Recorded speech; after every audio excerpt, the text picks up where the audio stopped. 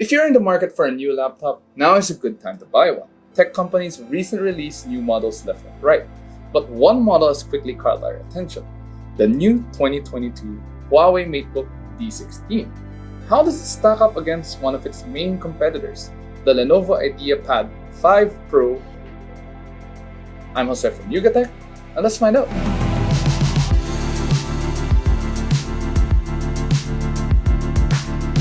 Let's start with the new kid on the block, the new MateBook D16. Huawei launched the D16 just a few weeks ago in the Philippines. It's a direct successor to the highly popular MateBook D15.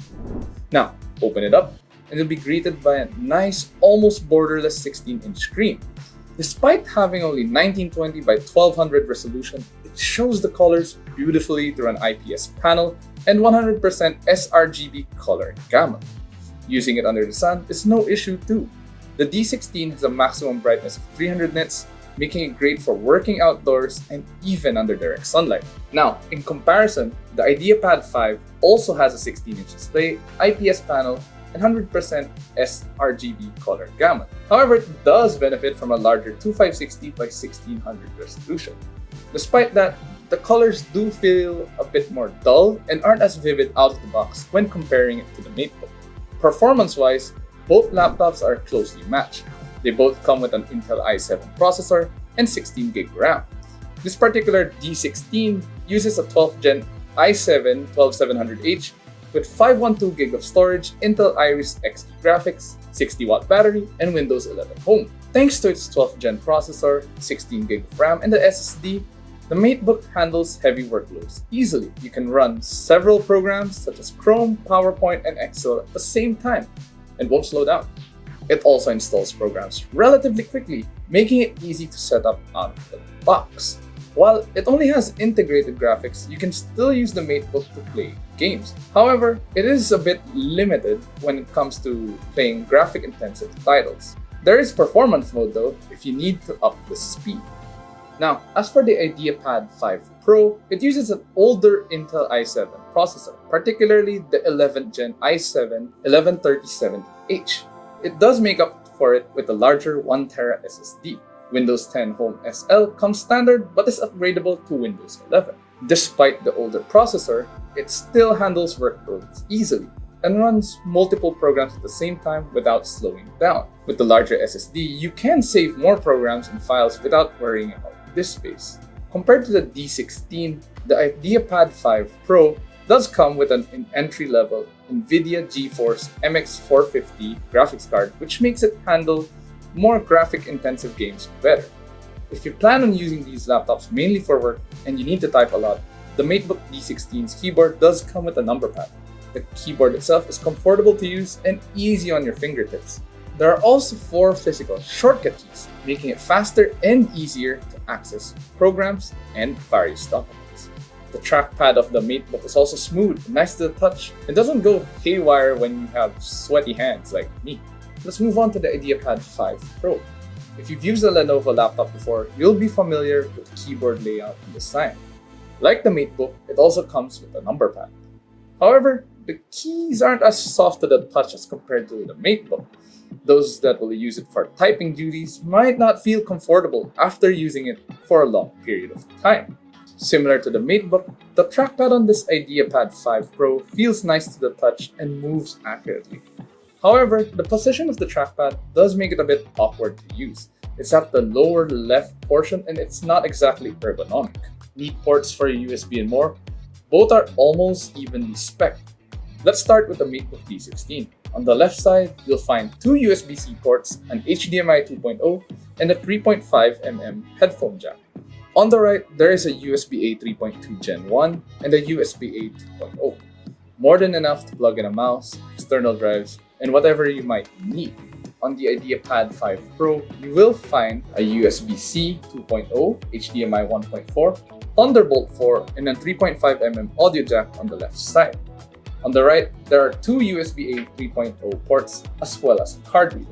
Chances are you will be using these laptops for video calls. And the MateBook D16 comes with a 1080p wide-angle webcam found at the top of the bezel and features Huawei's AI camera feature, including virtual backgrounds. We also like how it's been integrated into the bezel very well, making it hidden from view. As for the IdeaPad 5 Pro, it also comes with a webcam, but it's only rated at 720p. Unfortunately, this doesn't come with a proprietary program to improve the resolution and offer virtual backgrounds while on video calls. Possibly the major advantage the D16 has over the IdeaPad 5 Pro is what it's called meta-line antenna.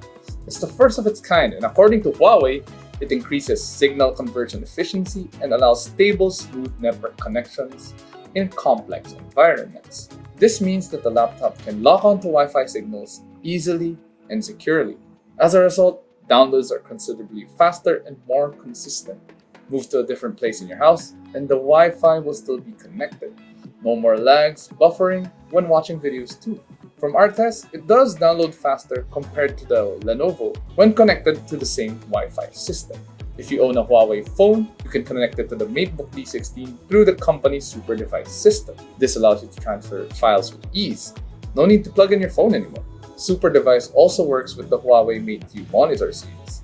Yes, that means you can connect without having to use a cable.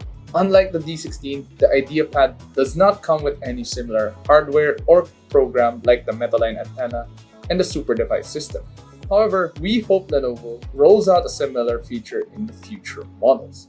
Now, let's talk about the design. The MateBook D16 looks sleek and feels very premium compared to other laptops on the market. We like the clean and minimalist design. It's also smudge resistant, meaning no nasty fingerprints are left on the case. See? Despite having a 16-inch screen and 15.6-inch body, the D16 is very light and portable. It only weighs 1.7 kilograms, which makes it perfect for users always on the go. The IdeaPad 5 Pro does measure roughly the same size, but we find the case design a bit plain. It's also less smudge resistant, meaning nasty fingerprints on the laptop every time we pick it up or just simply by using it. In terms of practicality, the IdeaPad is a bit thicker when closed and weighs in at 1.9 kilograms, roughly 0.2 kilograms heavier than the MateBook. Now, the important bit, the price. The MateBook D16 with an Intel Core i7-12700H retails for 70,999 pesos. It's a bit on the expensive side considering it doesn't have a dedicated GPU and uses Intel Iris Xe. Its key advantages though are the smooth integration of Windows software, fast installation of programs, and the new meta-line antenna. The latter will be useful for those using the laptop in places without the best Wi-Fi signal. In comparison, the Lenovo IdeaPad 5 Pro retails for 74,995 pesos, making it almost 4,000 pesos more expensive compared to the MateBook. The advantage it has is the NVIDIA MX450 GPU and the larger 2K resolution screen. So what's the verdict? Our choice would be the new MateBook D16. It's lighter to carry around and better for everyday work use, especially for those that want to work outdoors. It looks sleek too, and you won't get nasty handprints carrying it around without a laptop bag or a pouch. The biggest advantage though is the meta-line antenna. We notice faster and more consistent internet speeds, which are important for entrepreneurs on the go. With it, you can stay connected on calls, video conferences, and even update worksheets wherever you are. The trackpad location is more ergonomic, and the keyboard just feels more comfortable to use. There's also the super device system, making it practical and convenient if you happen to use Huawei gadgets. Not to mention, it's also 4,000 pesos cheaper, making it lighter on the wallet. If you do want to play graphic-intensive games, the Lenovo is still a great choice with its MX450 GPU and 1TB of storage. So, what do you think? Do you agree with our decision? Share your opinions in the comment section below. If you like this video, please do give us a like by clicking the like button below and subscribe to our YouTube channel while you're there. Don't forget to click the notification bell to be notified of new videos. Once again, this has been Jose from Yugatech. Thank you for watching.